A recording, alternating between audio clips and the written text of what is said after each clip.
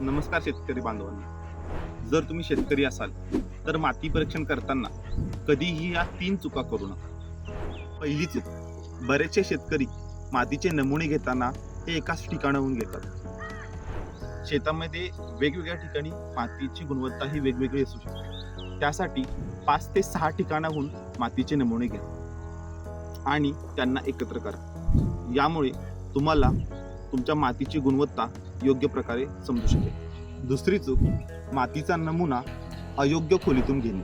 माती परीक्षण करताना हे लक्षात ठेवा, मातीची वरची खोली आणि खालची खोली यांची परिणामकारकता ही वेगळी असते. तिसरी चूक, पीक लावल्यानंतर मातीची चाचणी घेणे.